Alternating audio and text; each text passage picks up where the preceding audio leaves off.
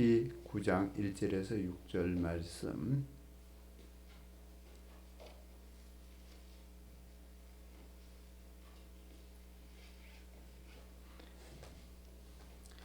욥이 대답하여 이르되 진실로 내가 이 일이 그런 줄을 알거니와 인생이 어찌 하나님 앞에 의로우랴. 사람이 하나님께 변론하기를 좋아할지라도 1000마디에 한마디도 대답하지 못하리라. 그는 마음이 지혜로우시고 힘이 강하시니 그를 거슬러 스스로 완악하게 행하고도 형통할 자가 누구이랴. 그가 진노하심으로 산을 무너뜨리며 옮기실지라도 산이 깨닫지 못하며 그가 땅을 그 자리에서 움직이시니 그 기둥이 흔들리리로다. 아멘. 기도하시겠습니다. 하나님, 우리는 허물 많고 죄 많습니다. 그럴지라도 우리가 주께 나올 수 있는 것은 우리 주님이 우리의 허물과 죄를 대신하셨기 때문입니다. 이 시간 우리 주 예수의 이름을 인하여서 저들이 주께 왔사오니 저들을 정결하게 하시고 깨끗하게 하시며 온전히 받아 주옵소서. 우리 안에 오직 예수 그리스도만이 거하시고 하나님의 기뻐하신 뜻을 이룰 수 있는 그 삶으로 우리를 친히 인도해 가시오니 주 안에 있어 기쁨과 감사로 우리 아버지 앞에 서게 하시옵소서. 우리 하나님 주 되심을 고백하며 이 시간 구하는 바를 들으시는 아버지가 또한 말씀으로 우리를 새롭게 하시며 말씀으로 깨닫게 하시며 말씀으로 생각나게 하시어서 세상을 이길 수 있도록 주의 말씀을 풍성하게 하시옵기를 기도하옵고 예수님의 이름으로 기도드립니다. 아멘. 네, 오늘은 앞에 8장에서 빌닷이 논리를 펴서 지금 욥을 공부하겠던 것에 대해서 지금 욥이 대답하는 이런 내용으로 말씀을 기록하고 있습니다. 자, 9장 10장은 빌닷의 논리에 대한 욥의 대답 형식으로 되어 있는데요. 빌닷은 이런 논리를 폈지요. 원인이 있기 때문에 결과가 있는 것이라고 하는 이런 논지로 말을 하고 있는 겁니다. 그래서 어찌 보면은 이건 심고 거두는 법칙이요. 콩 심으면 콩이 나고 팥을 심으면 팥이 나는 것처럼 우리가 행한 것 때문에 그런 고난을 당한 거다. 이렇게 말하면서 욥은 큰 죄를 지었기 때문에 이런 고난의 결과가 왔다. 지금 이렇게 말하고 있는 겁니다. 그래서 욥은 거기에 대해서 지금 고난이 그 하나님의 공의로운 심판이라고 하는 여기에 대한 답변에 대해서 그 말에 대해서 욥은 대답을 하고 있는 거죠. 자, 그러면서 그래 맞아.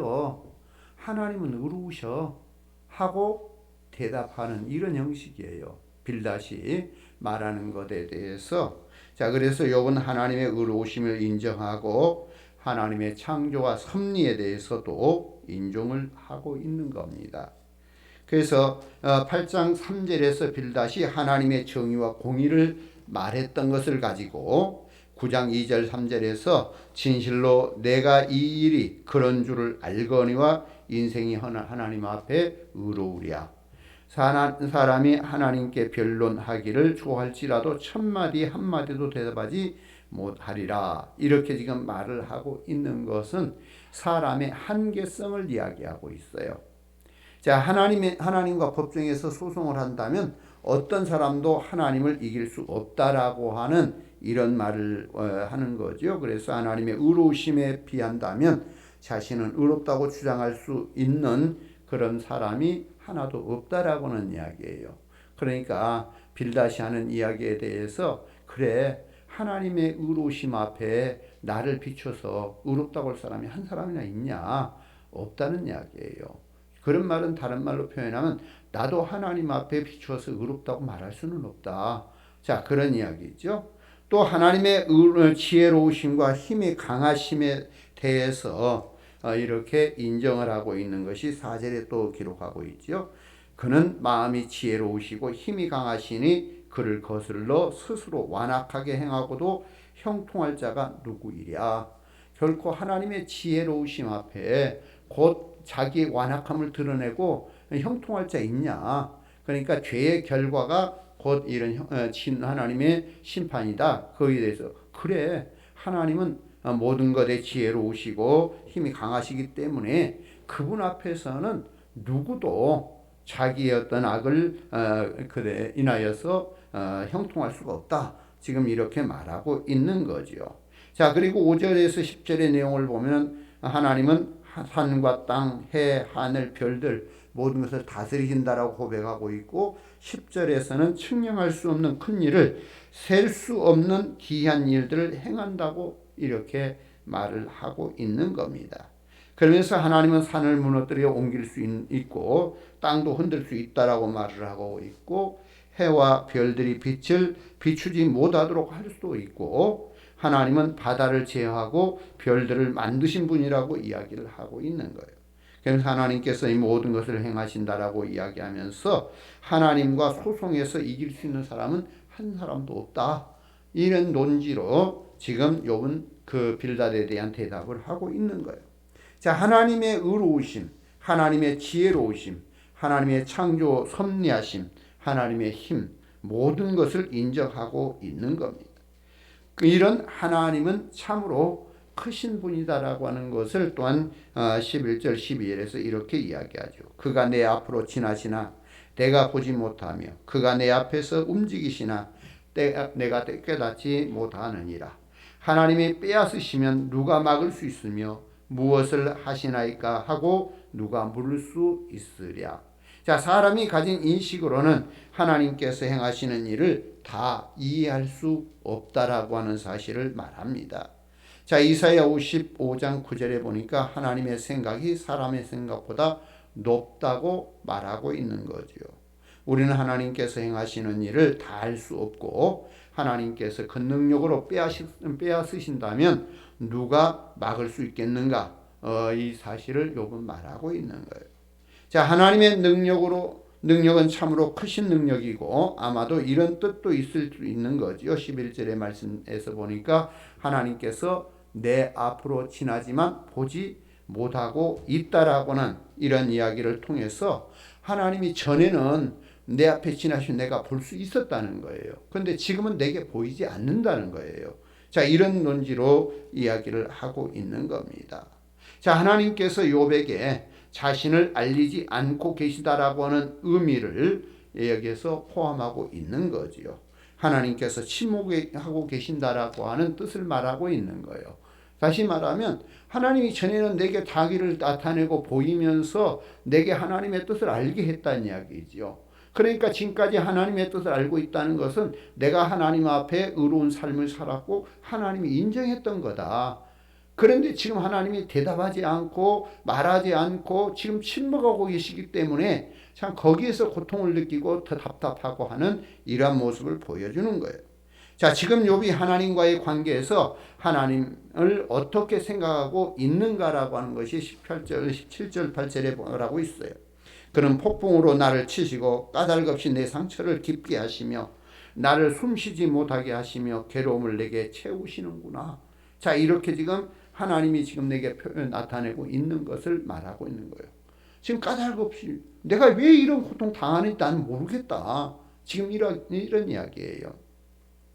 우리가 이제 그런 거 있잖아요. 진짜 믿고 서로 사랑하고 서로 관계가 좋았는데 느닷없이 갔다가 냉정하게 대하면서 아예 갖다 보지도 않으려고 하는 사람, 이게 딱 된단 말이에요. 그러면 상대적으로 뭐라 할까요? 왜 그럴까? 무엇이 잘못됐을까? 자기를 수없이 돌아보면서 왜 그러냐? 너하고 나하고 관계가 그거 아니지 않느냐? 그럴지라도 냉정하게 대한다면 거기에서 수없이 돌아보고 생각하고 고통하면서 왜 그럴까 만나려고 해도 만나주지 않고 참 그런 모습. 지금 욥이 하나님과의 관계가 평소에 그렇게 좋았는데 지금 냉정하게 하나님이 침묵하고 계시는, 지금 여기에 대해서 내가 지금 모르겠다. 그런다고 해서 내가 어떤 잘못을 하고 내가 뭐 하나님 앞에 악을 행하고 그런 범죄를 행하고 지금 친구들이 말하는 것처럼 내가 그렇게 살지 않았는데 왜 그런지 모르겠다. 하나님이 나를 아신다. 참 그런 속에서도 상대를 신뢰한다면 진짜 신뢰예요. 무슨 말인지 이해되죠? 정말 그렇게 서로 믿고 서로 이런 관계가 좋았는데 한순간에 딱 거절을 하고 전혀 침묵을 하고 지금 그러면 왜 그럴까 모르면서도 그렇지 않을 거야. 그는 나를 사랑한 거야. 참 그렇게 냉정하게 대한데도 그렇게 한다면 그것은 정말로 신뢰하는 관계예요. 욥이 하나님을 그렇게 신뢰하고 있는 거지요. 자, 그러면서 하나님의 진노에 대해서 욥은 이렇게 말합니다. 13절에 하나님이 진노를 돌이키지 아니하시나니 나합을 돕는 자들이 그 밑에 굴복하겠거든. 자, 이렇게 말하는 거죠. 자, 하나님께서 진노하시면 아무도 막을 수 없다라고 하는 거죠. 다 하나님의 진노 앞에 굴복할 수밖에 없다는 이야기예요. 자, 14절에 자신이 하나님 앞에 감히 대답하지 못하겠다고 말하고 있고 15절에서는 자신의 의로울지라도 하나님 앞에 대답할 수 없다고 말하고 있어요. 오직 자신을 심판하실 분에게 간구할 뿐이라고 말하는 겁니다. 자신이 아무리 옳다고 생각을 해도 하나님께 자비를 구할 수밖에 없는 것이고 그 어느 누구도 하나님보다 강할 수는 없다라고 말하고 있는 겁니다. 그래서 하나님과 맞서서 이길 수 있는 사람은 없다는 거지요. 그래서 하나님 앞에서 자신을 변호하려고 할지라도 아무 쓸데가 없는 거다. 이런 이야기. 아무도 하나님과 논쟁할 수 없고 이길 수 없다라고 하는.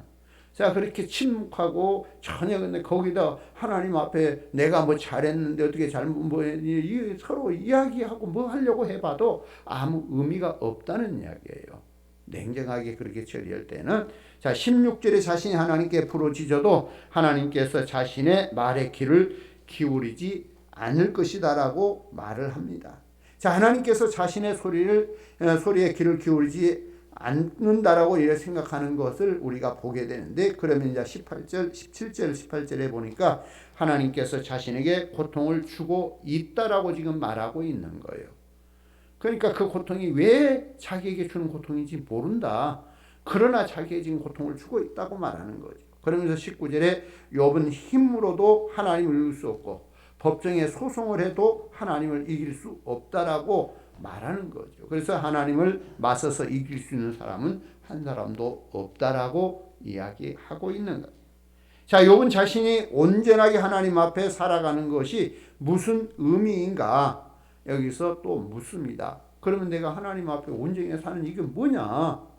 지금 그래서 20절, 21절에서 자, 의롭다, 온전하다 이런 생각을 하고 있는 것을 우리가 보게 되는데 그러나 이것을 지금 어떻게 확인시킬 수가 없다는 겁니다. 나는 하나님도 온전하게 살았는데 지금 내게 이렇게 고난을 주고 이런 것인데 정말 내가 이걸 뭘로 표현을 하고 이걸 뭘로 증거를 삼겠는가? 자, 그런 이야기죠. 그러면서 22절에서 하나님께서 온전한 자도 악한 자와 함께 멸망시킨다고 이렇게 말을 하고 있는 거예요.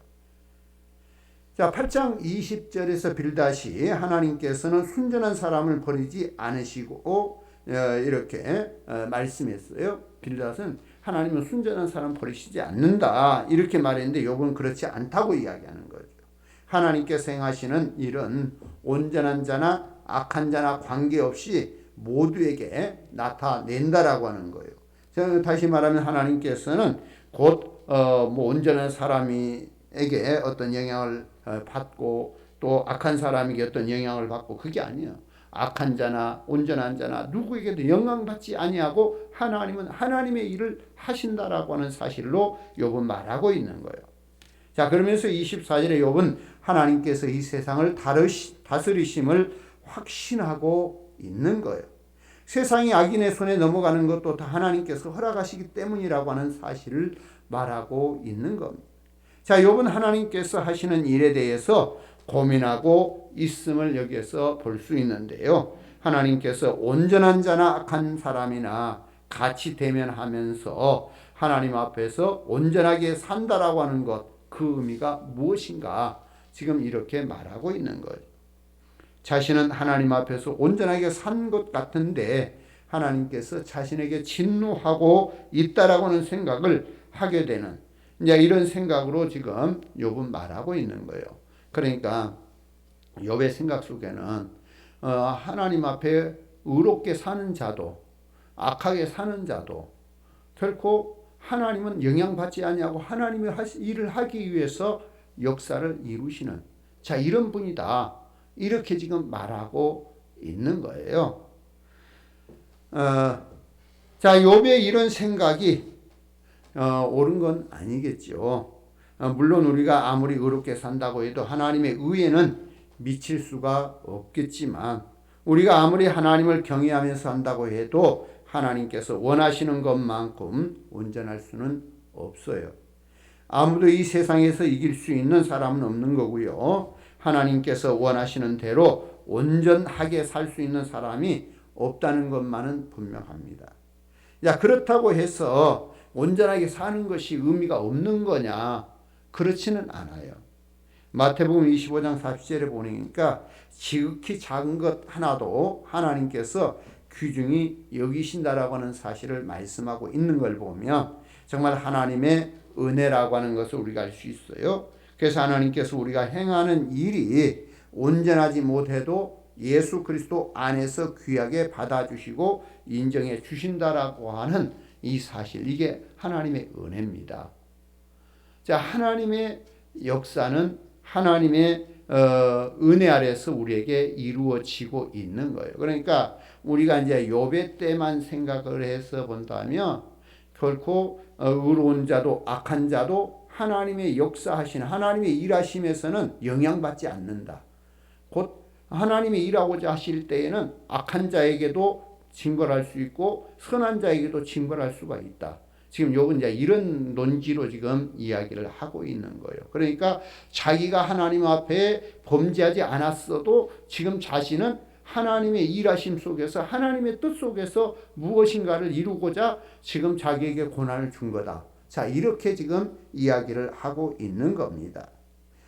그러면서 욥은 나의 날이라고 하는 말을 통해서 자신의 삶이 짧고 빠른 속도로 가고 있다라고 하는 말을 하고 있는 것을 보게 되는데, 자 25절에서 보니까 경주자보다 빠르다라고 이야기를 하고 있는 거지요. 자 그리고 배들보다 빠른 배라고 지금 표현하고 있는 거예요. 자 그리고 26절에서는 독수리가 먹이를 보아서 이제 빠르게 움직이는 것처럼 자기의 날들이 빨리 지나간다라고 지금 이렇게 말하고 있는 겁니다. 자, 현재 자신의 문제는 해결되지 않고 빠르게 시간이 흘러간다라고 하는 의미를 말하고 있는 거예요. 것을 보게 되고요. 지금 자기가 지금 헛되게 살고 있는 거다. 시간만 지나버리고 아무 의미 없는 삶을 살고 있는 거다. 이런 생각을 갖고 있는 거예요. 자, 그래서 27절에 가령 하나님을 향한 불평을 거두고 자신이 얼굴빛을 고쳐서 즐거운 모양을 낸다고 해도 28절에서 보니까 내 모든 고통을 두려워한다라고 지금 말하고 있는 거예요. 자, 주께서 나를 죄 없다고 여기지 않으실 줄 알기 때문이다라고 하는 이야기예요. 그래서 하나님께서 이미 자신을 죄인으로 여기셨다. 자, 이렇게 말하고 있는 거예요. 자, 그래서 욥은 지금 내가 지금 여기 얼굴빛 고쳐가지고 밝은 빛으로 하나님 앞에 선다고 해도 하나님은 분명 나를 지금 이 죄인처럼 이렇게 고난을 주고 있는데 그런다고 하나님이 바꾸시겠는가? 이 고난을 내게서 즉각 거두겠는가? 그렇지 않다라고 하는 사실을 말합니다.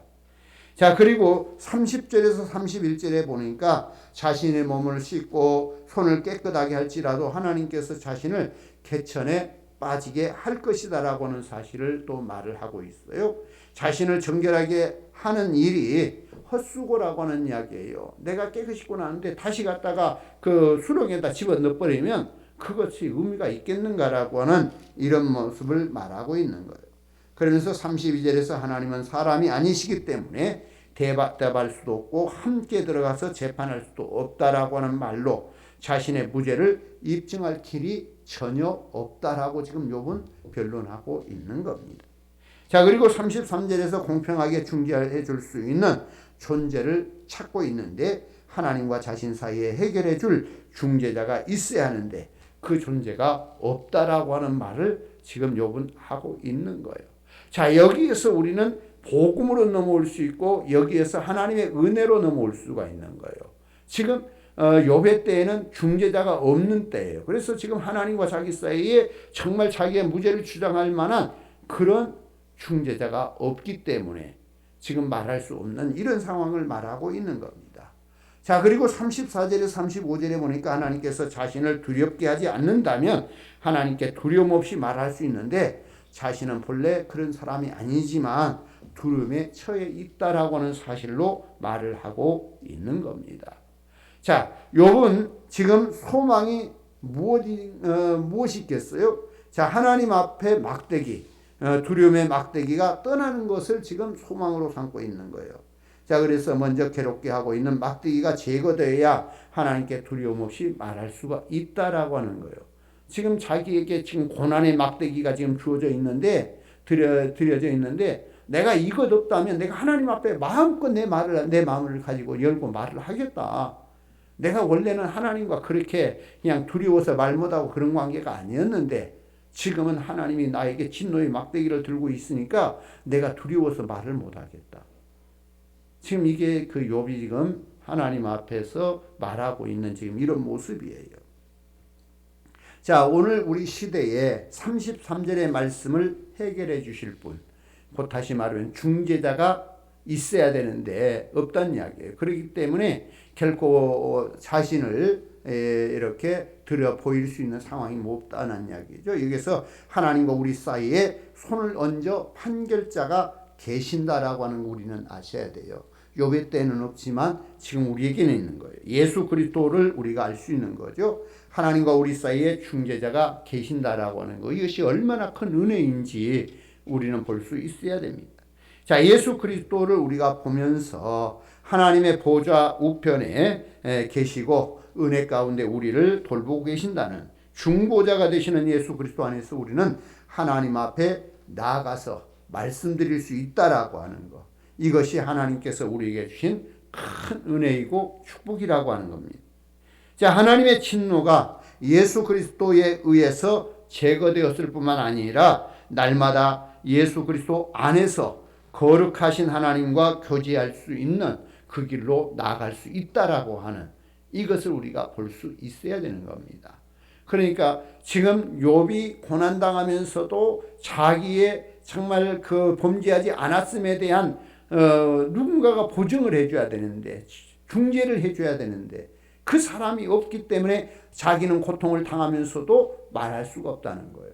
내가 하나님 앞에 직접 말하려고 하지만 하나님의 진노의 막대기가 나를 누르고 있으니까 내가 두려워서 말 못하겠다. 지금 이런 상황이에요. 그런데 우리에게는 중재자가 있는 거예요.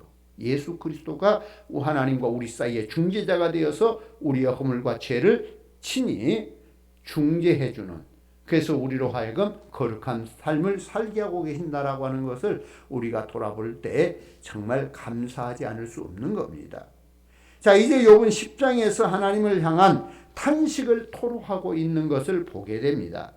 욥은 자신의 심령의 고통을 하나님께 토로하면서 하나님을 향하여 탄식의 목소리를 내고 있는데, 자, 1절에 욥이 자신은 어떤 상태에 처해 있는지를 이렇게 말하고 있는 거예요. 내 영혼이 살기에 곤비하니 내 불평을 토로하고 내 마음이 괴로운 대로 말하리라. 지금 그 고통 속에서 내가 괴로운 대로 내 마음을 토로하고 내가 하나님께 말하겠습니다. 이런 이야기예요. 욥은 자신의 영혼이 곤비하고 하다고 지금 하면서 하나님께 이 괴로운 마음을 토로한다라고 말하는 겁니다. 욥이 하나님께 기도합니다. 2절에 내가 하나님께 아뢰오리니 나를 정죄하지 마시옵고 무슨 까닭으로 나와 더불어 변론하신지 내게 알게 하옵소서.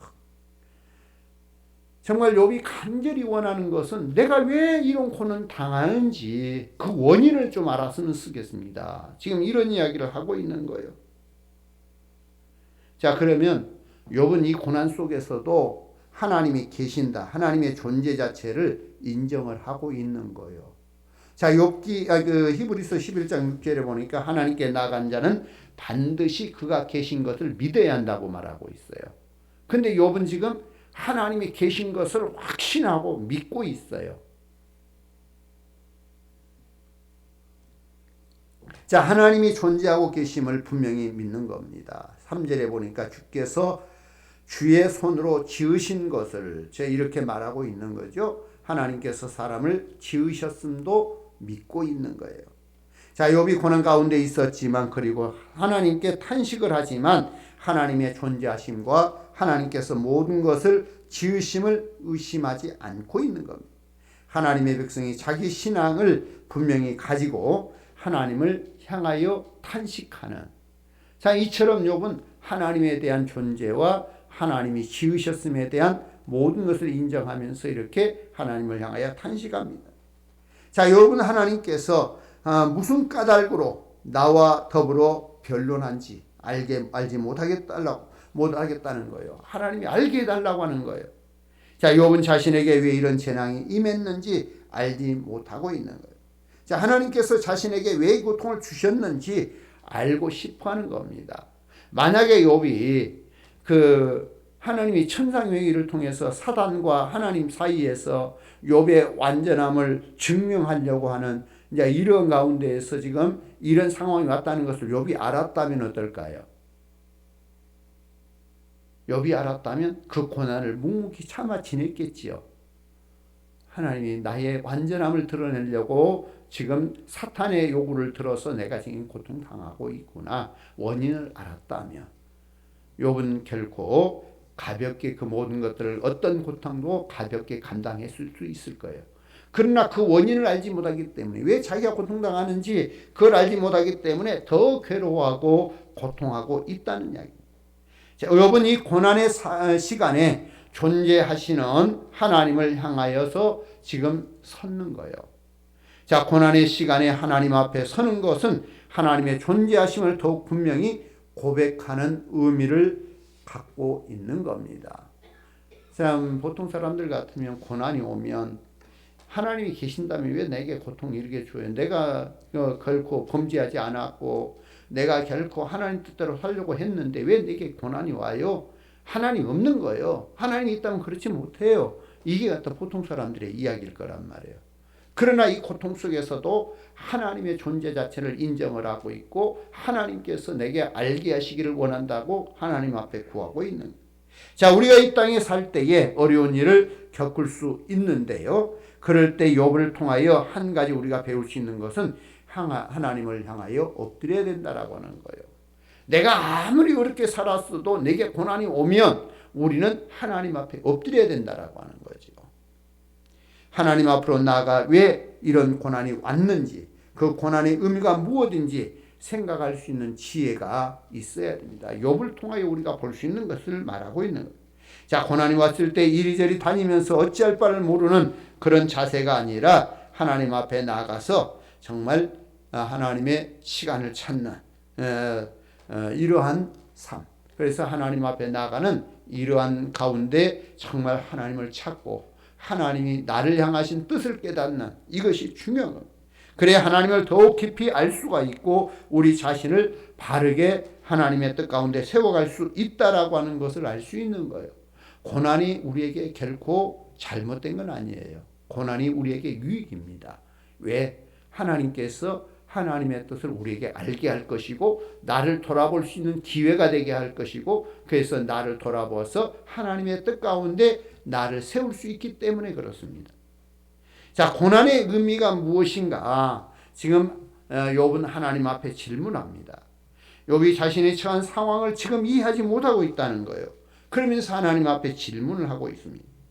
3절에 보니까 주께서 주의 손으로 지으신 것을 학대하시며 멸시하시고 악인의 꾀에 빛을 비추시기를 선히 여기시나이까?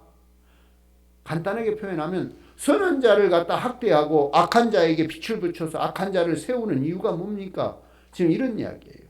오늘날로 말하면 악한 자가 잘 되고 선한 자가 고난당하는 그 모습. 하나님 어찌 이런 상황이 있습니까? 지금 이렇게 지금 욥이 지금 하나님 앞에 질문하고 원인을 묻는 거예요. 자, 4절에서 하나님도 사람처럼 눈이 있어서 보시느냐라고 여쭈고 있고요. 5절 6절에서 주의 날이 어찌 사람의 날과 같고 주의 해가 어찌 인생의 해와 같은가라고 지금 질문하고 있고, 그러면서 하나님은 시간에 쫓기는 분이 아닌데 왜 내게 이렇게 고난을 주어서 꼭 시간에 쫓기는 사람처럼 이렇게 하시는지 지금 알지 못하겠다라고 하는 거예요. 그러면서 7절에 욥은 하나님께서 자신이 악하지 않은 줄을 아신다라고 또 이렇게 말하고 있는 거예요. 하나님은 분명히 내가 악하지 않다는 것을 알고 계시지 않습니까? 지금 이런 이야기. 자, 욥은 하나님께서 자신의 무죄함을 알고 계신다라고 확신하고 있는데, 그런데 왜 이런 고통에서 건지지 않는지 이해가 되지 않는다라고 말하고 있는 거예요. 왜 자신을 죄인처럼 다루고 있느냐라고 하나님께 묻고 있는 겁니다. 자, 8절에서 주의 손으로 자신을 만드셨는데 이것을 멸하시기 위해서 만드셨느냐라고 하는 이야기죠. 9절 12절에서는 하나님께서 자신의 계획을 가지고 만드셨는데 그런데 왜 멸하려고 하시는지 이해가 가지 않는다라고 하는 이야기. 그러니까 욥이 생각할 때 나는 죄 없는데 왜 나에게 이곳에 구원하지 않고 이 고난 속에 나를 건져주지 않고, 나를 하나님이 지으실 때 뜻이 있고 목적이 있었을 건데 나를 이렇게 쉽게 멸하려고 하나님 나를 지으지 않았을 것인데 왜 이렇게 하시는지 알지 못하겠다는 것. 12절에서 하나님께서 자신을 보살폈다라고 말하고 있으면서 자신이 존재하는 데는 하나님의 돌보심이 있음을 의미하고 있는 거예요. 자신에게 왜 이렇게 대하신지 이해할 수 없다느냐. 지금까지 하나님이 나를 돌보셔서 여기까지 왔는데 왜 이제 와서 지금 나를 이런 가운데 두는지 이해가 안 된다. 이것을 지금 욥이 말하고 있는 겁니다.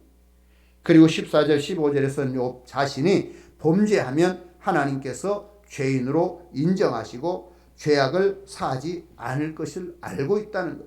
그러면 자신이 악하면 화가 있을 것이고 자신이 의로울지라도 부끄러움이 자신에게 있다는 것을 안다고 말하고 있는 겁니다. 그러니까 내가 악을 행하고 그러면 하나님 나를 징계할 줄 안다. 그러나 내가 의롭다 할지라도 하나님 앞에서는 나는 부끄럽다. 지금 이렇게 논지를 펴는 거예요. 자, 욥에게 죄가 있다라고 하는 것을 하나님께서 다 따지시면 자신에게 아무런 소망이 없다는 거예요. 그러니까 하나님께서 세세한 것까지 다 따져버린다면 나는 하나님 앞에 아무 소망도 없습니다. 그러니까 욥이 자신의 죄가 없다는 게 아니에요. 자신도 세세하게 따지면 죄가 있는 거예요. 하나님 앞에 부끄러워 설 수 없다는 거예요. 그럴지라도 결코 하나님이 나를 정말 죄 있다라고 말할 만한 그런 내가 죄는 범하지 않았다는 이야기입니다.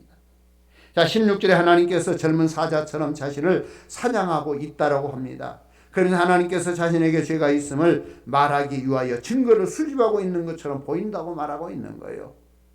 그러니까 죄 없는데 죄를 지목하기 위해서 수집하고 있는 증거를 하나하나 다 수집하고 있는 것처럼 하나님은 한순간에 다 보고 알고 계세요.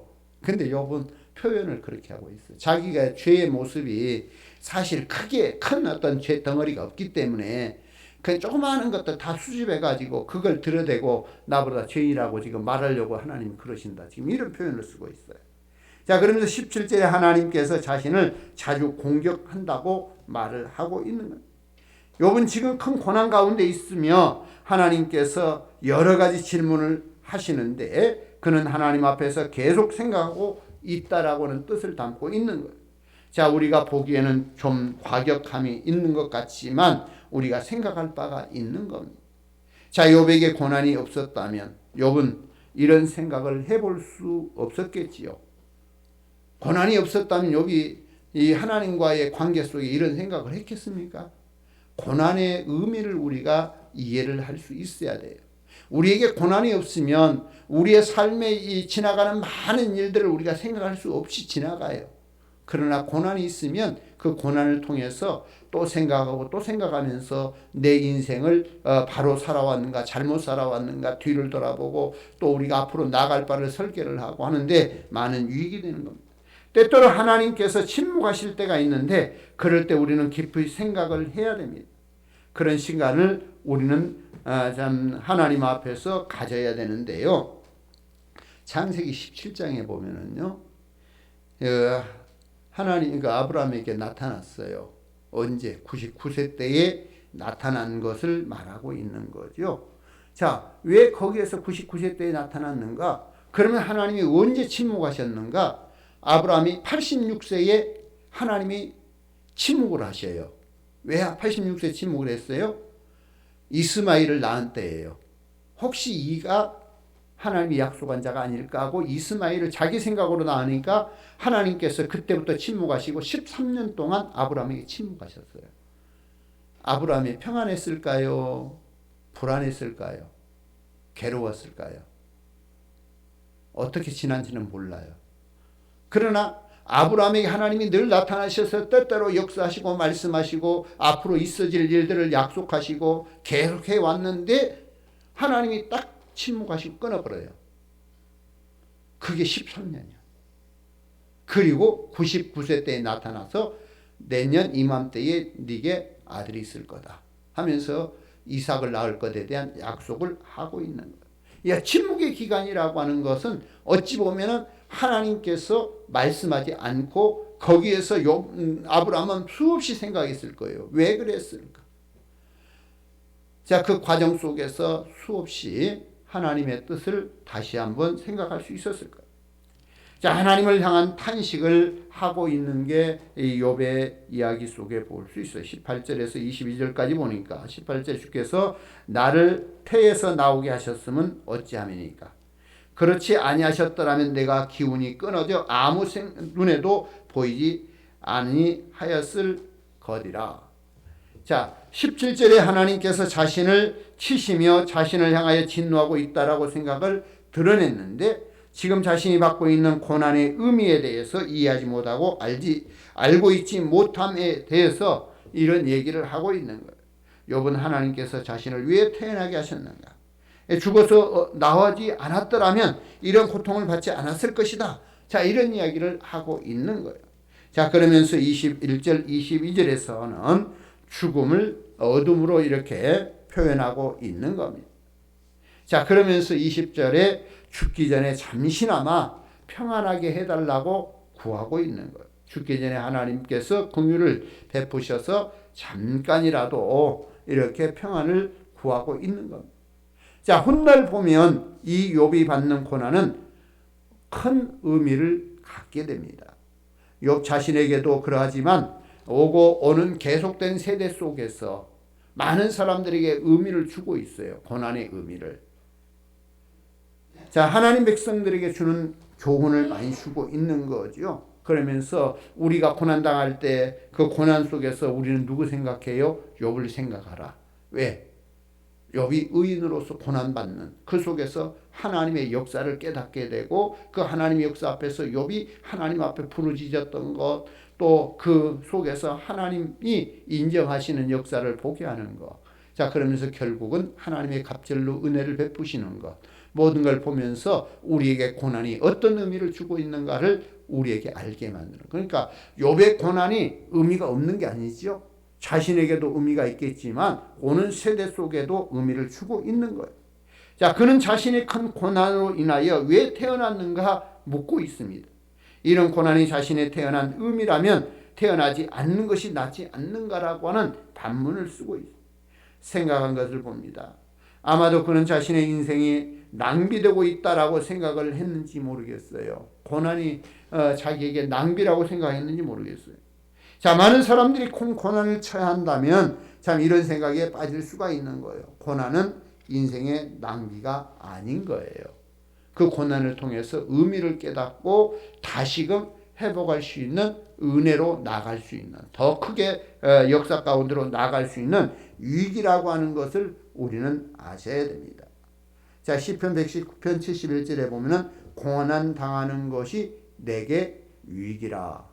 오히려 고난이 위기다라고는 말을 쓰고 있는 것을 보게 되죠.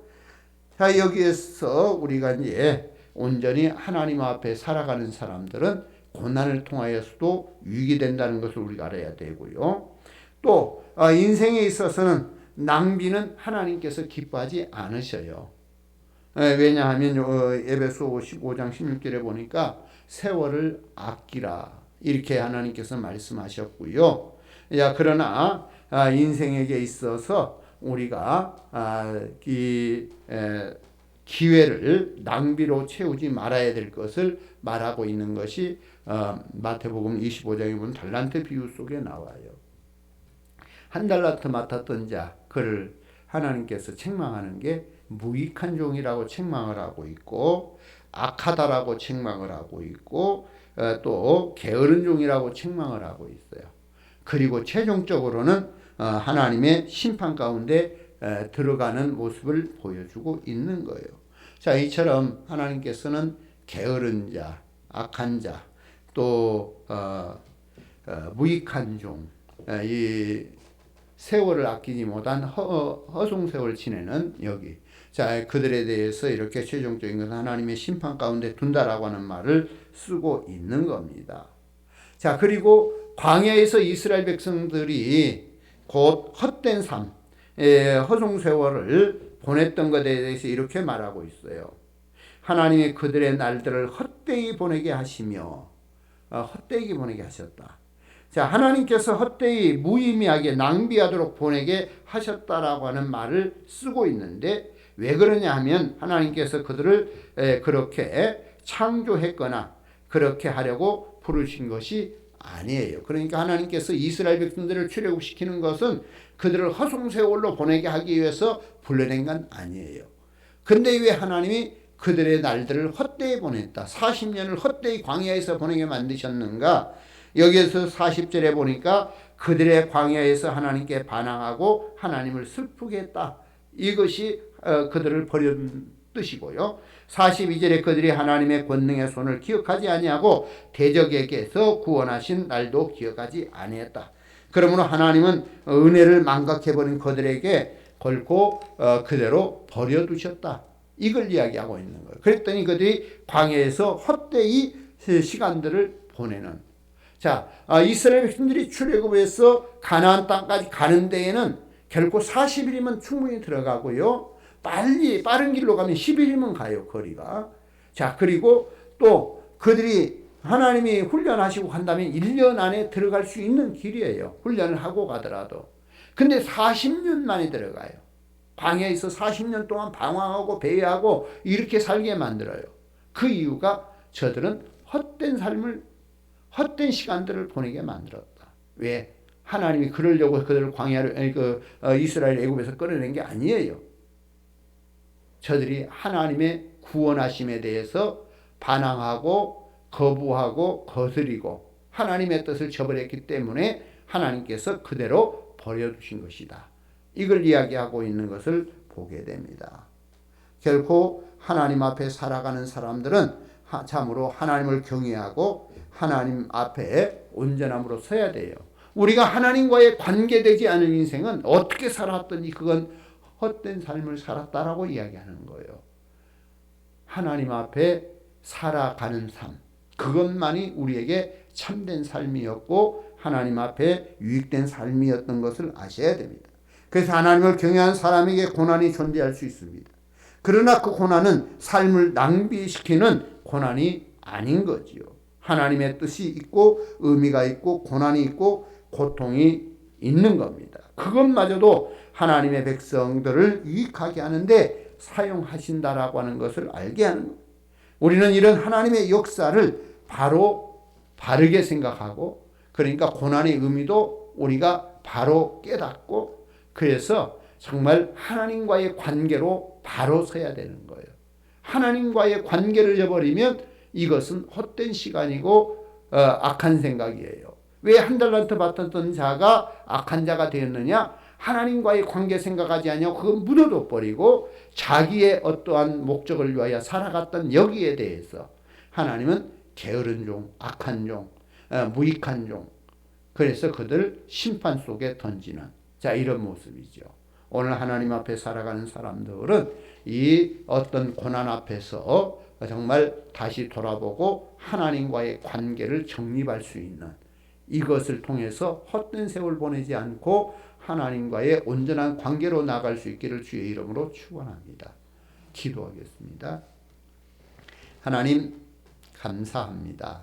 우리를 주의 자녀 삼아 하나님의 은혜의 길로 인도하시오니 주의 뜻 가운데로 나아가며 주의 역사 가운데로 나아가며 아버지가 인도하심 앞에 겸손히 무릎 꿇을 줄 아는 고난이 있을 때 더욱 돌아보아서 하나님과의 관계를 재정립하고 바르게 설 수 있는 우리의 삶이 되도록 복되게 하여 주옵소서.